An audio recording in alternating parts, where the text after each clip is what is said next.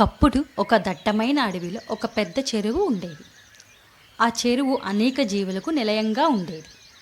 రంగురంగుల చేపలు నీటిలో ఎగిరేవి. సరదాగా కప్పలు కలువ పువ్వులపై అటు ఇటు గెంతేవి.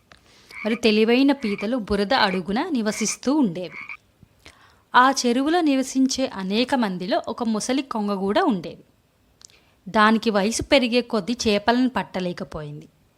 దానికి ఆహారం దొరకటం కష్టంగా అనిపించింది. ఒకరోజు కొంగకు ఒక గమ్మత్తైన ఆలోచన వచ్చింది. అది చాలా విచారంగా నటించి చేపలను పట్టడానికి ప్రయత్నించకుండా చెరువు ఒడ్డున నిండిపోయింది. ఇది చూసిన ఒక చేప, "నువ్వు ఎప్పటిలాగా ఎందుకు తినటం లేదు? నువ్వు చాలా విచారంగా కనిపిస్తున్నావు" అని అడిగింది.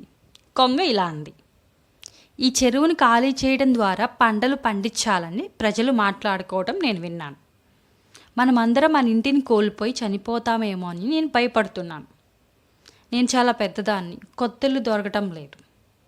ఆ వార్త చెరువు జీవులన్నిటికీ భయపెట్టింది. వారు కొంగ దగ్గరికి వెళ్ళి, "మనం ఏం చేయగలం?" అని అడిగారు. కొంగ అడవిలో సురక్షితమైన చెరువు గురించి వారికి చెప్పింది. కానీ వారు అక్కడికి చేరుకోవటానికి సహాయం చేయలేనంత బలహీనంగా ఉన్నానని అన్నది. భయపడిన జీవులు అతని సహాయం కోసం వేడుకున్నాయి. కొంగ అంగీకరించింది, కానీ ప్రతిరోజు కొన్ని చేపలను మాత్రమే తీసుకెళ్ళనని చెప్పింది. ప్రతిరోజు కొంగ పెద్ద చెరువు దగ్గరకు తీసుకెళ్లకుండా వాటిని ఒక రాతి వద్దకు తీసుకెళ్లి తింటుంది. ఈ విధంగా ముసలి కొంగ తన ఆహారాన్ని సులభంగా పొందగలిగింది. చెరువులోని జీవుల సంఖ్య తగ్గడం ప్రారంభమైంది. ఒక తెలివైన పీత కొత్త చెరువు నుండి ఎవరూ తిరిగి రాలేదని చూసింది.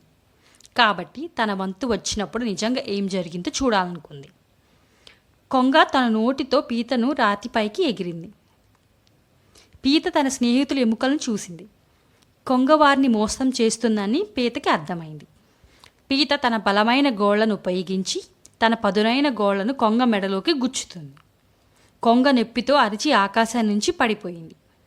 వారు నేలను తాకే సమయానికి కొంగ చనిపోయింది.